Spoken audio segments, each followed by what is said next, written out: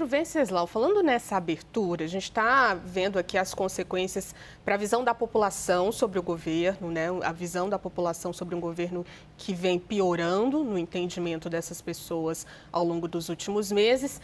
E, ao mesmo tempo, em que está sendo negociado, né, está sendo observado uma reforma ministerial. Isso tem a ver com uma abertura maior para outros partidos dentro do governo e é uma conjuntura muito importante, né, manter a governabilidade em meio a essa queda de popularidade. Pedro Venceslau, integrantes de outros partidos, inclusive. A visão de chefes, de comandos de outros partidos é muito importante nesse momento.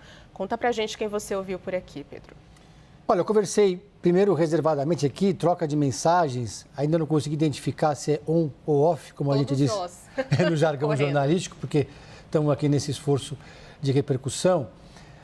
Mas a leitura que os dirigentes partidários dos partidos do Centrão, e quando eu estou falando de dirigente, não é só presidente, são integrantes das cúpulas, lideranças na Câmara e no Senado. É que, primeiro, o presidente Lula, teve um deputado que me lembrou disso, ele tentou fazer um movimento de vincular a reforma ministerial com a eleição de 2026. Esse movimento daria certo, talvez, no governo Lula I ou no governo Lula II, até, quem sabe, da tentativa de eleger Dilma Rousseff. Era um outro momento, uma outra realidade do governo. Havia expectativa de vitória, expectativa de poder. Nesse caso agora, os partidos, eles aceitam participar da esplanada dos ministérios, mas num contrato de curto prazo.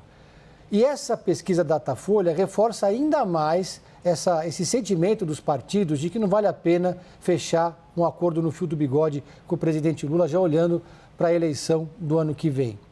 Os partidos que forem integrar a base do governo a partir de agora vão fazer as suas entregas no Congresso Nacional, vão ajudar com o governo a repercutir as ações nas suas respectivas pastas enquanto vitrine, mas isso não significa e não dá garantia nenhuma para o Lula de que ele vai ter uma retaguarda do Centrão em 2026.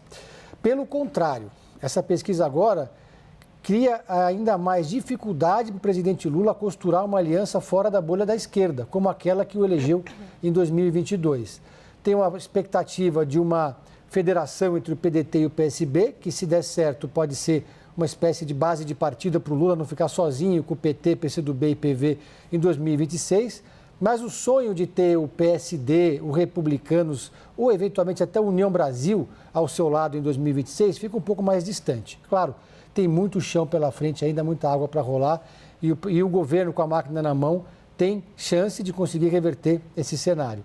Entre os dirigentes com os quais eu conversei está o Marconi Perillo, presidente nacional do PSDB. Ele falou o seguinte, que a vida real se impõe e essa pesquisa mostra a corrosiva deterioração do governo. Ainda na leitura de Marconi Perillo, que é um partido que está tentando agora formar uma nova federação para não deixar de existir, essa pesquisa reforça a ideia de que é possível buscar uma alternativa presidencial do centro. E aí eu chego a um número mágico. Faltando mais de um ano para a eleição, muito mais de um ano e meio para a eleição presidencial, já existem 7 candidaturas presidenciais da direita colocadas ou em processo de estruturação.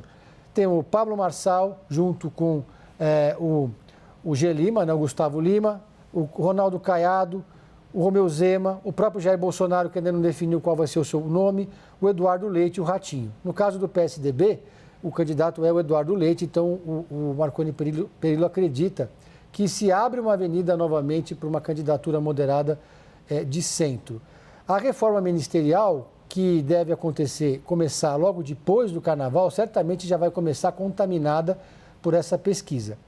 As fontes do Palácio do Planalto dizem que já esperavam números ruins, afinal o governo vem de sucessivas agendas negativas, mas o número da Datafolha superou até os mais pessimistas do Palácio do Planalto. O Lula está com uma popularidade hoje pior do que aquela que ele tinha em 2005, lá na época do período do mensalão.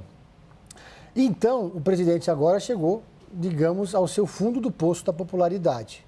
E, nesse momento, não basta apenas reembalar as políticas do governo ou tentar criar uma nova comunicação mais ágil nas redes sociais, ou colocar o presidente Lula para fazer caminhadas, ou usando uma linguagem mais TikTok. É preciso, de fato, na leitura inclusive dos parlamentares da base governista, reorganizar o governo.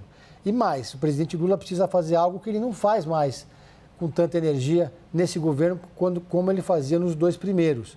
Conversar no varejo, receber os deputados, organizar mais churrascos, organizar eventos, fazer aqueles famosos happy hours que o presidente Lula chegou a organizar alguns no ano passado e retrasado, mas prometeu que seria uma rotina que não se confirmou. Organizou 2, 3 eventos, depois já não teve mais ou paciência ou tempo na agenda para manter essa relação com a sua base política. Juliana.